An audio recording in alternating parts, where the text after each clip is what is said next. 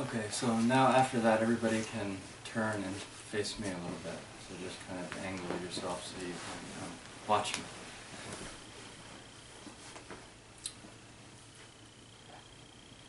So we start off any kind of Dharma talk or Sangha action with a gasho, which is two hands together in unity, and a bow in respect to the Buddha nature within us all. I'd like to welcome everybody to Zen at Blue Mountain Zendo. I'd like to touch on some things kind of quickly before I get on with this series. And with my focus on this topic, it's not my intent at all to make people feel bad, to make people think that the finger is being pointed at them or a finger is being pointed at some group. This talk is not about right or wrong. It's not about awake or asleep. But it's about inviting you to ponder these topics to see how and if they apply to you and the world around you. It is really quite wondrous to me to think about how the human brain works and to think about all the things that are unknown about it. Just the amount of information that's processed without us even knowing is kind of very intriguing. A French psychologist by the name of Pierre Genet had actually coined the term subconscient, which later became subconscious to us. And it's really my experience that this subconscious is really a powerful tool for us. And it really takes something unique or something out of the ordinary to really cut through or disrupt this process of suppression to where these things come to our conscious and we're able to see and watch them. The practice of Zazen, which is our core practice here and in Zen in particular, I think is a great conduit for this window into our subconscious. There was a cognitive linguist by the name of George Lakoff, and he had said, most people don't know what they think. That's extremely scary, that the public doesn't want to be told this either, he says. You don't know what you think, just a fact. The fact is that about 98% of thought is unconscious, he says. 98% of our thought we're not even aware of. So almost all of our mental activity is really hidden from us.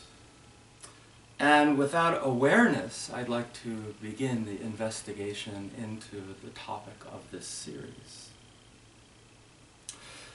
In part of the Vinaya Pitaka, called the Mahavagga, there's a story about the Buddha and his attendant and cousin Ananda.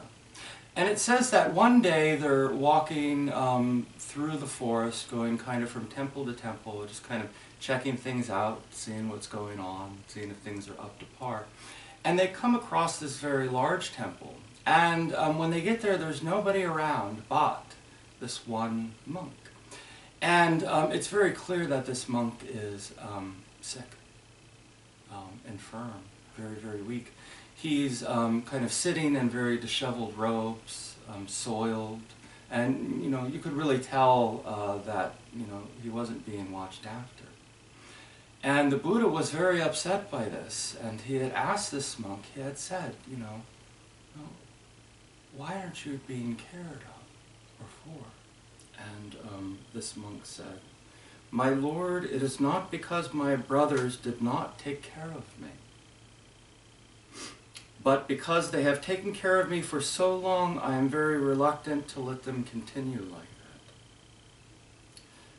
Then the Buddha asked his attendant Ananda to go and fetch water and a towel, and he himself cleaned the monk's room, and he himself cleaned the monk's soiled robes. When the other monks came home, the Buddha said, when you have become a monk, the Sangha is your family. If we monks do not take care of each other, who will take care of us? So please, from now on, remember that taking care of his brother or sister, monk or nun, is taking care of me, of the Buddha, of myself. So that was 2,600 years ago, around then, you know. And we're still not doing this. Still not doing this. Still not taking care of one another. And I think that it's about time that we do. That we really take this message from Siddhartha and begin to investigate it and apply it. Exactly what did he mean? I see the result of this investigation, this journey, a need to reach out to our Dharma brothers and sisters who have sickness, disability, or limitations, so that they have access and support that they require in order to practice. It is this awakened view which will open the doors very wide for these men and women, and the result will be a strengthening and solidification of our culture, not a weakening of it. And by adding these members to our society as equals and whole, will add their unique insight and wisdom. This is long overdue, and I think that anybody who seeks the Dharma should have access to it. This is not an exclusive practice for a population based on social norms and roles. The first monastery that I trained at, I remember entering into the Zendo, and everybody was seated in a very traditional position, most in at least half lotus, and nobody in chairs. And I remember one gentleman who walked with a limp, and in talking to him one evening, he had said that the practice here is for the beautiful people. And I remember thinking that what a shame if just one person thinks this, no less, you know, whole societies and world cultures, that there are all these people that think this. So I'd like to talk a little bit on why I feel confident, and maybe why I seem a little bit like a Southern Baptist minister when talking about this topic. At the age of 25, after graduating college and watching all of my friends go on to get various jobs and marry and you know, begin to build their lives, I was diagnosed with degenerative disc disease, degenerative facet disease, which is a progressive deterioration of the spine. And at 25, really when I was just collecting things and kind of gathering my idea of what my identity was, everything was kind of taken away from me. And I had my first major surgery, which basically changed my life forever. And this is something that happens to a great deal of people. So I have a lot of first-hand knowledge on this, and I'm probably one of a small group of people who, even though understood that there was going to be great obstacles, continue to practice then and continue to investigate it. Now, throughout, I said degenerative, so, you know, throughout my life after 25, you know, I've had surgeries, most recent, I guess, like 2 or 3 years ago, where I had a laminectomy, which is basically like decompressing the spinal cord when the structure around it becomes too narrow and begins to compress it. Now, and the reason I share this, I don't want sympathy, because, you know what, the one thing that I learned, people don't really give you sympathy. So my idea and my reason for offering this is that you can see that what I'm offering is not a discourse on social psychology or psychology, but comes from a place of experience, personal experience. And also kind of a tribute that if this practice can put me in a position to sit before you in this way for close to 20 years now, then there must be something to it, because a lot of my peers aren't so lucky, don't fare so well.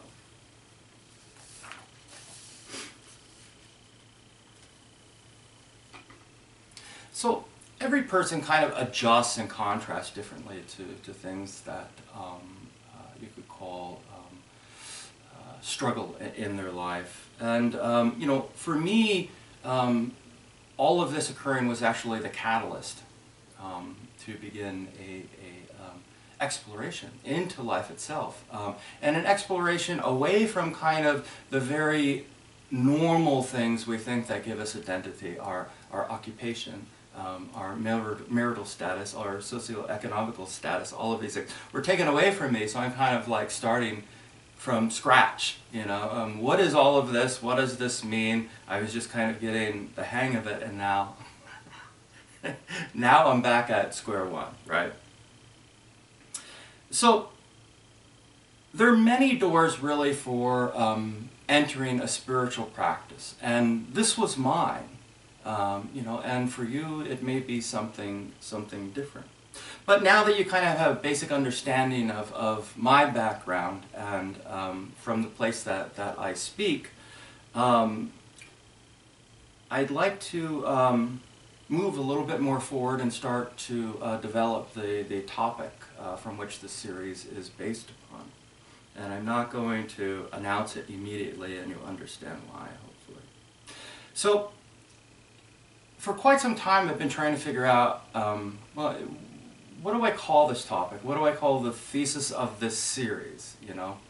And, you know, to be honest with you, like a lot of the concepts that we use right now in society, like impairment, disability, handicap, weakness, I thought about using all of these, you know, and I almost kind of would decided on weakness because, you know, this is kind of a very broad thing. You know, for me, it's kind of a perspective on some kind of disability or impairment, but, you know, this can be seen both in micro-social systems and in macro-social systems, meaning that, you know, it can go from a range of, you know, being sick at work for 2 or 3 weeks and this chain of events occurring to, you know, losing a limb or to being diagnosed with cancer. So it's very broad, very, very broad.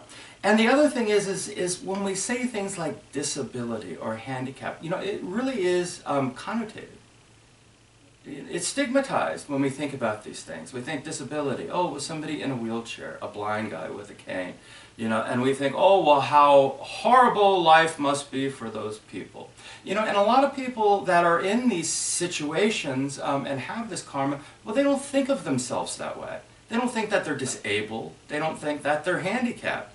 You know, not whatsoever. So what to call this was kind of an interesting endeavor, nonetheless. And, you know, with this Dharma talk, the idea, again, is not to look at it as positive or negative. You know, it's not meant to see things with pity. It's meant as an open and honest exploration into this topic and behavior. So not good, not bad, right? Nonetheless, kind of just this, just as it is, as it unfolds. So back to what to call it, right? So I'm looking, and of course, you know, when you're interested in something and we're trying to figure something out, you know, nowadays you go to the web, right? So I go to the web, what to call it, and I'm looking through these things. So I found it interesting that actually I found the definition of what I was going to call it on the United Nations webpage. And I find it kind of really interesting and a great example of how societies decide what is considered an impairment or a disability. And trying to separate the social influence from these definitions is impossible. And the United Nations basically had 3 definitions on their website. The first one being impairment, which they define as any loss or abnormality of psychological or anatomical structure or function. And the other 2 are more a result of impairment. We have disability, which is listed as any restriction or lack resulting from an impairment or ability to perform an activity in the manner or within the range considered normal for a human being. Normal for a human being. And that's a term we'll hear a lot in this series. And the last is handicap.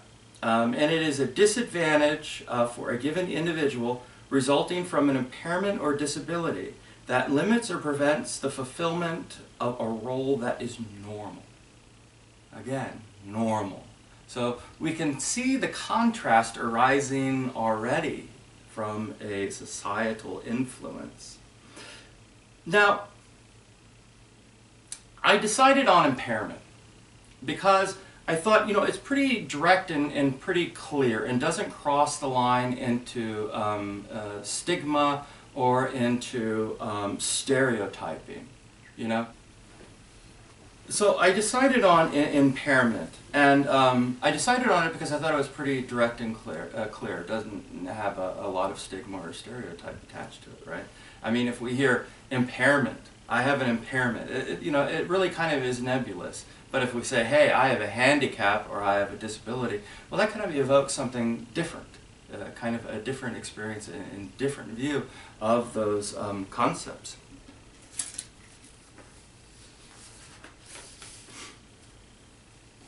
So I'd like to demonstrate this a little bit, and I'd like to look at some examples, right? And really what I'm hoping is I hope these examples will kind of illustrate the difficulty of defining disability without the consideration of social influence. So just see what you think.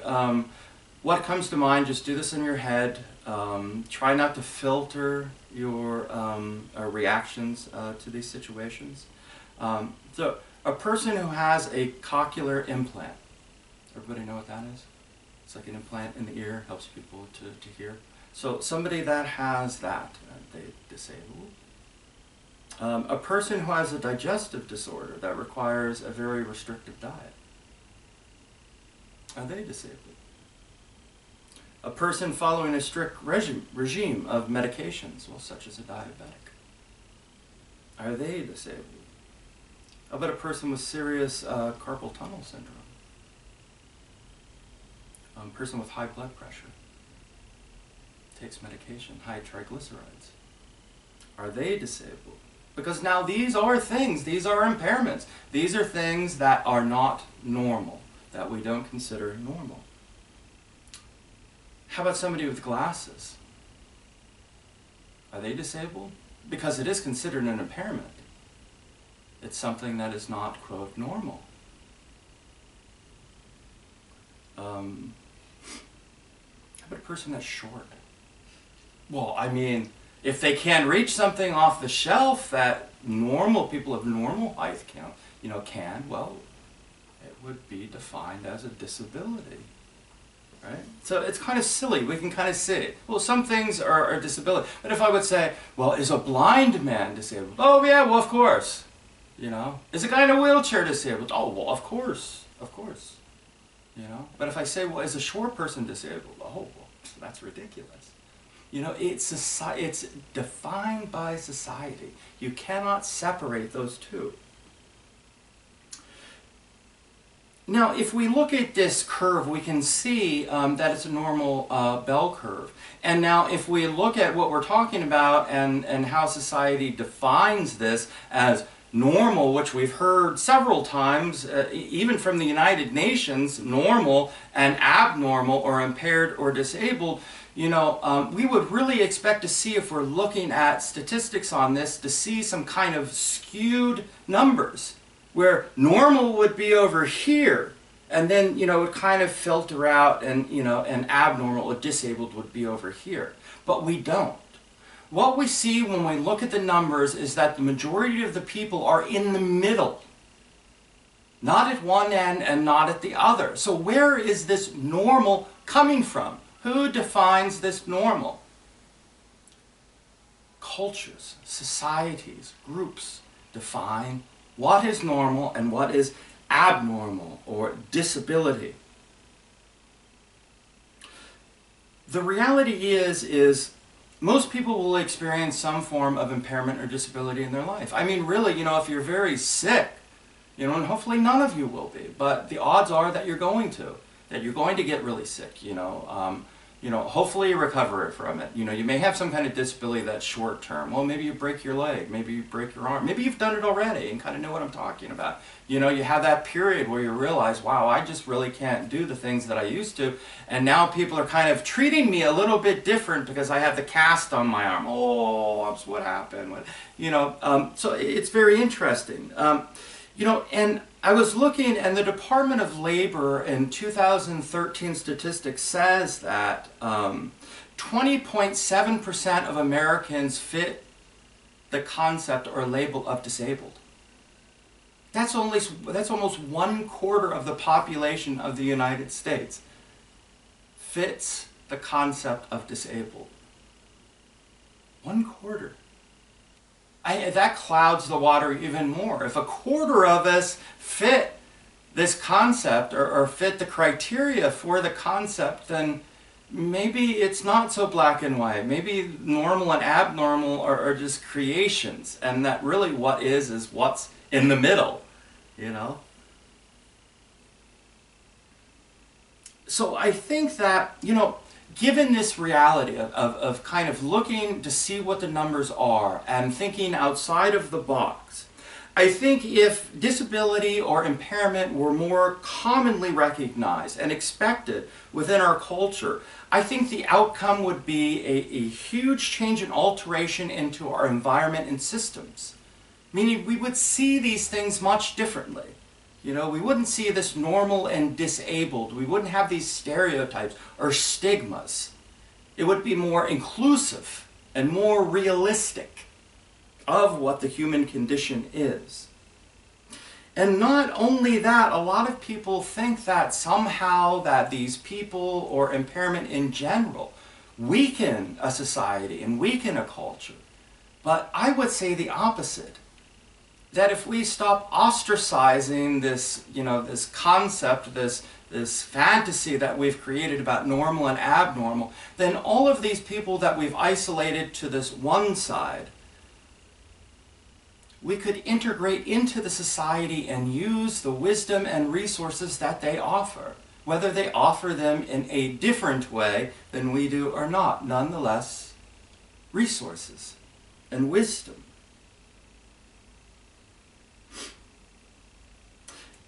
In the West, there's many, many things that we try to hide from and we try to suppress. Sickness, disability, old age, death. All things that horrify us and things that we've become very skilled at avoiding. Right? One of the reasons why we've become so skilled at these things is fear. Fear of these things. As we said before, we kind of isolate these people. These people, I say these people, but I mean anybody that fits the, that criteria of impairment or disability, including old age and death, because old age too would be a disability. Because you could no longer do what you did before, and you're, quote, not as productive to society anymore. You may be more frail, a little bit slower, all of this stuff, right? So all of these things we kind of, push away and hide. The Buddha had said, when ignorant people see someone who is sick, they are disgusted and horrified, even though they too will be sick someday. I thought to myself, I don't want to be like the ignorant people. After that, I couldn't feel the usual intoxication of health anymore. I mean, what do we do with old people? Where do old people go? And yes, Florida, but where else do they go? Right? Anybody? Nursing homes. Nursing homes, right? We put old people away in nursing homes because that's where old people go. Where do we put dying people usually? Hospices. Well, that's kind of new, but I mean traditionally, Hospitals. Hospitals. Isolated in hospitals, away from us, away from view. So we don't have to see this, and we don't have to become anxious and fearful. So these are things that we kind of hide. Right? And hospice is true, but that's kind of something new. But most people, unfortunately, still die in hospitals. I watched a film a couple weeks ago, and the film was on India. And it was kind of a little documentary of a little window into Indian culture. And they have one scene, it was on the Ganges River. Everybody's familiar with the Ganges. It's kind of very sacred to the Indian culture. And it was this funeral area, this pyre area, this cremation area.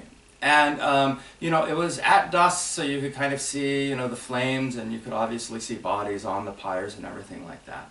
But the really interesting thing is probably 20 feet from this were children playing in the water, skipping rocks. Just like, you know, you did, just like kids do now, you know, just having fun, playing, right next to death. Now that's something that if we saw, we would be absolutely floored, you know. A kid playing next to a funeral going on or something like that would be, you know, absolutely just taken back. But it's interesting to see that in a culture where death is open, is offered in a very open way, as part of life, and not something to be feared, not something to be hidden in some, you know, structure that's away from everybody and isolated, but something that is a part of life, just like eating and walking and sleeping, all of that. Then the way that we perceive these and the way that culture deals with these topics is very different, very inclusive.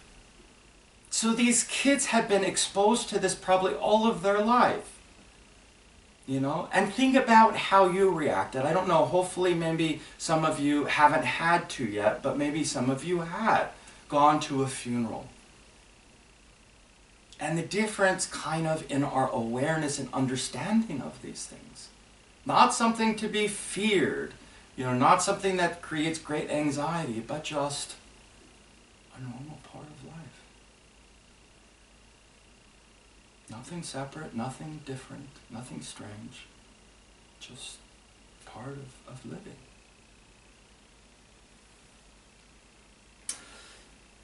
So during the time I've been working on this discourse, and it took some time, and I'll explain why in a little bit, I've also been working on a prison sangha for Northampton County Prison. Somebody had approached me and asked me if I would be interested in starting a sangha for the prison, and of course I was like, sure, but I don't know really anything about prison, never was there, hopefully I never will be there, but you know very, very little about it, don't know about the culture, you know, just know what I saw on TV, and as most of you know, what you see on TV, even reality shows, really aren't realistic whatsoever. So I'm investigating, I'm trying to figure out, you know, what's prison culture like, you know, what is it to be a prisoner, what are the ups and downs, and, you know, and I came across a quote, and I thought it fit in perfectly within this series on impairment.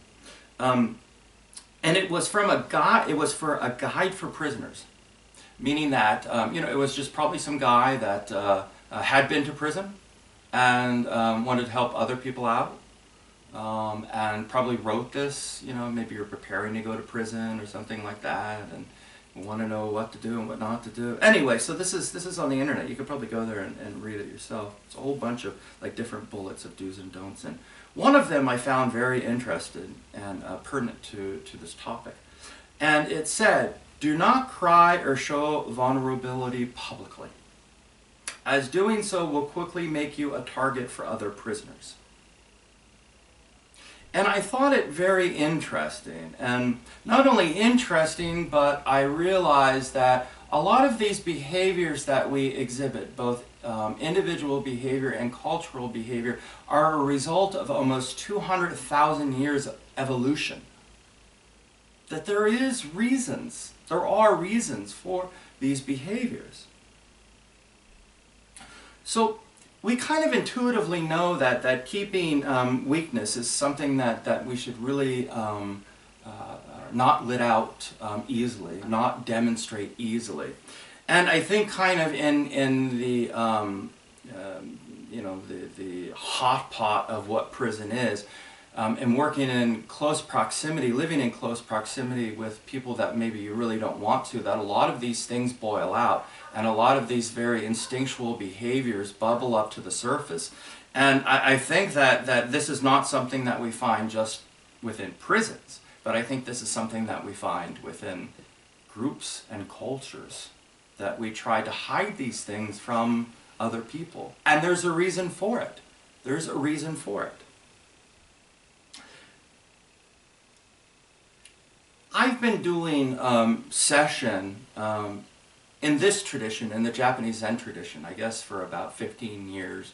In total, probably close to 18 years in some other traditions. And the last session that I did, and explain to the new people here, what session is a session is a period of time in which we do intensive meditation and Zen practice. We're up at 4:30 in the morning in the Zendo or the meditation room by 5, and we do this until 10 o'clock at night. And usually you get probably about 3.5 hours to 4 hours of sleep every night. So kind of very tired, very physically taxing. And I explained a little bit in the beginning about what my impairments were for a reason, and one of them, so you would understand what I was talking about with this session. So normally session's very difficult for me. And it's difficult for anybody if you could think about it. Think about not being able to move like you are now. And I see I see you moving, and you know what, and this is perfectly fine because it's a great point. You can see what I mean. It can be very uncomfortable, and even for somebody that has sat for years. Believe me, after like 4 or 5 days of this, everybody's like,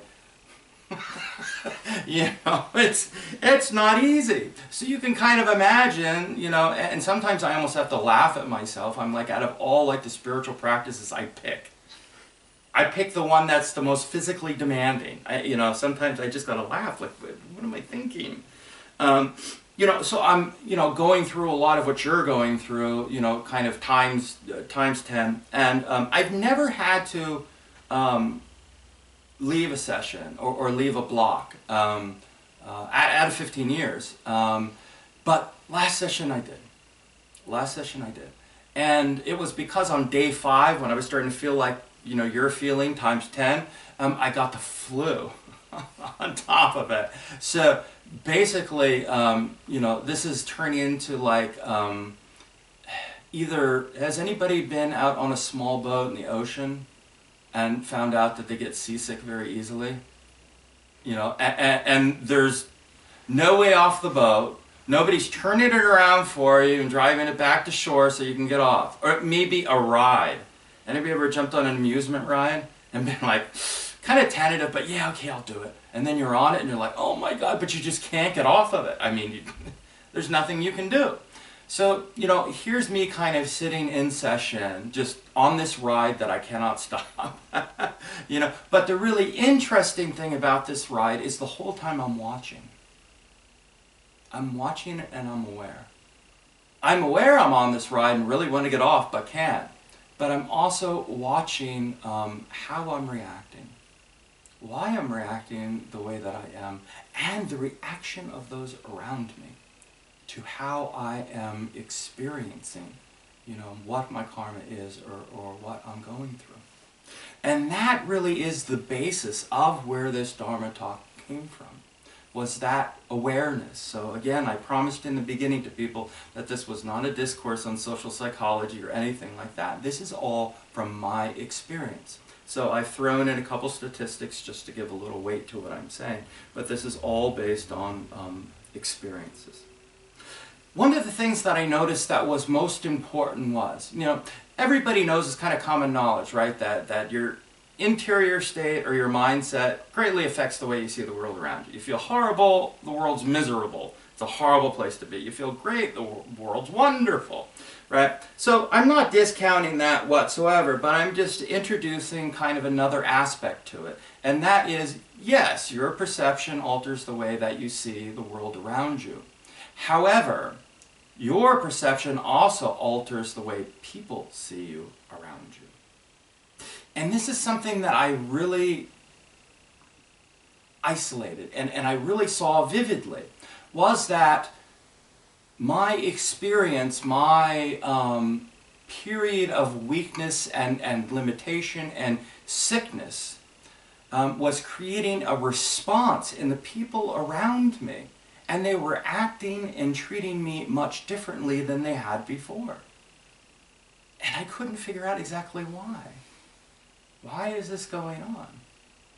You know, never quite noticed this before. You know, it's always quite. It's always like something that, you know, you hear and like, oh yeah. You know, people treat you different in different situations. Yeah. But to actually like really go through it and really see it very, very clearly and very, very vividly is another experience altogether. So it was during this period that I really realized that there was a dynamic going on, a dynamic within the group in response to a member being perceived as being weakened or not contributing. And I saw that somewhere else. And you guys are gonna like this. I saw it in my house. I have 5 cats, right? I only bought one. The other 4, I don't know if you were around when the blue one ran in the Zendo, and it's been in ever since. Yeah, so I have like 4 strays that you know, that's a Dharma talk altogether. People just kind of throw away, and then I see them, and I'm like, oh. And you know, they end up in the house with me. Well, so the older one's about 15 years, and this 15 years old. And it's been going blind for a couple years now. And one of the things that I noticed is that the other 4 cats would just kind of spontaneously attack the one that was going blind for no reason at all. And this became more and more progressive, and the cats began to become more and more violent and towards this cat that was going blind, to a point now where I actually have to lock the cat up from the others unless I'm with it, because the others, I think, would probably try to kill it at this point in time because she's almost totally blind. Right? And it's very interesting because, you know, it's not to that extent, I'm not saying that, but it's a very similar behavior to what I saw in session. It's a very similar behavior in the sense that there was someone or some member that was perceived as a threat to the health of the larger group. And it may seem very primitive, right? And it may seem kind of very animalistic, right? We kind of don't want to see ourselves in that way. But we are animals. That is true, whether we like it or not. And again, you know, this evolution, our evolution, is a part of us, a very big part of us. And most of the time we're unaware of it because it is subconscious within us.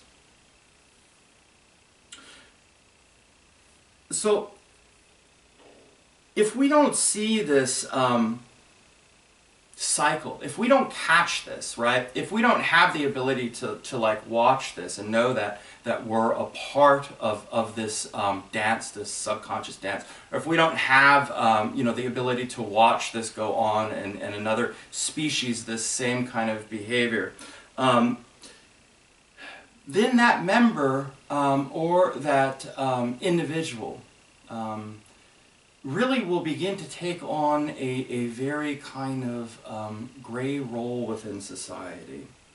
The role of outcast. The role of handicapped.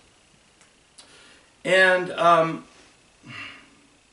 many who have disabilities, or many people that have some kind of impairments, learn how to be impaired or how to be disabled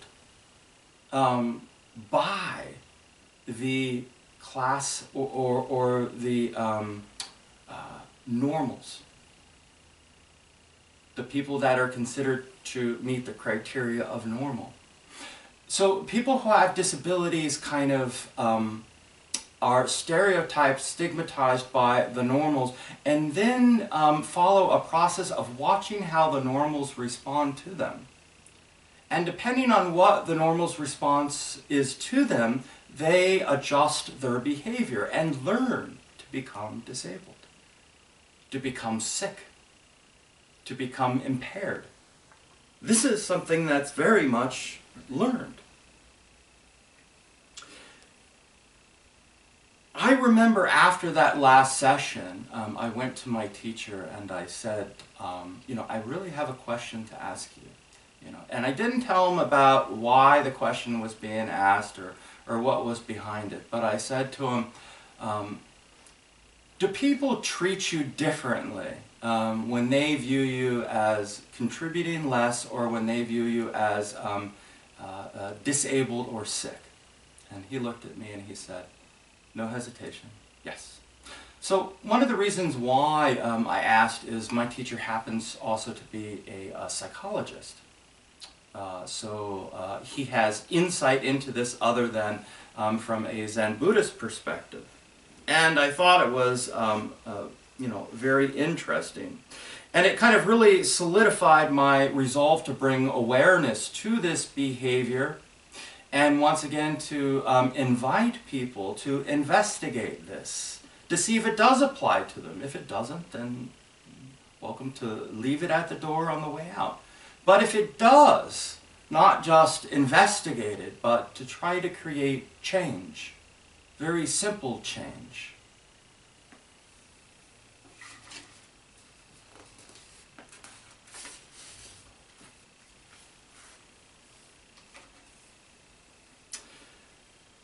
And I truly believe that this behavior, that this kind of dance, is designed to weed out the perceived weak member or weak individual out of the group, or out of, with the cats, out of the pride. And I've seen it before. I've seen it before. And I think it's one of the reasons why in that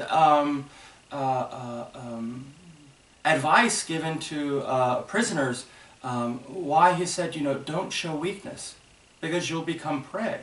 Because people pick up on that. They pick up on those cues, and they act accordingly.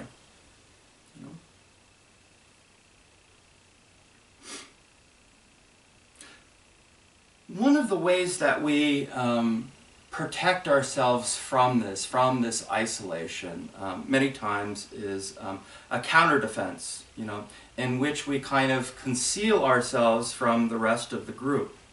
Many times we don't throw out that we have some kind of impairment or that we're sick. There's a lot of people that will see that are really sick, but they refuse to tell you that they're sick, or they refuse to tell you how sick they are. And then you find out kind of later. And I think that this is kind of a very natural thing to do. Just as if you've ever watched about animals, if one breaks his leg or if one gets hurt in a fight, what do they normally do? They normally try to conceal the injury as much as possible, because I think, instinctually they know that if they show this, that if they're open about this, that the group will weed them out, will isolate them and push them out. And that's usually really what happens. And this is done, and again, I said in the beginning, not good, not bad, right? So this is done, I'm sure, evolution has designed this to protect the majority, to protect those that are healthy, by eliminating or pushing out those that are sick and weak. It's evolution, if you believe in evolution. But even in a kind of very narrow sense, we could see how that would work.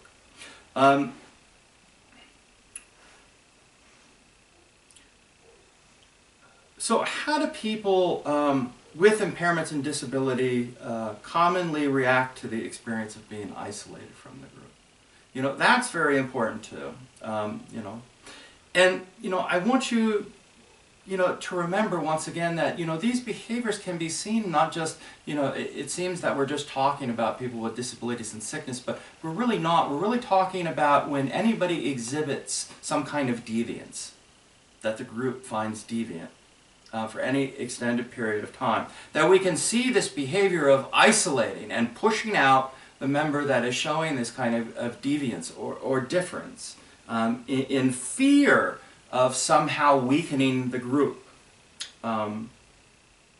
There's a German sociologist by the name of Gerard Falk. Anybody heard of him? Falk? No? Okay. And he concluded that we in all societies will always stigmatize some condition and some behavior because doing so provides the group solidarity by delineating outsider from insider. Stigmatization and its essence is a challenge to one's humanity for both the stigmatized person and the stigmatizer. A very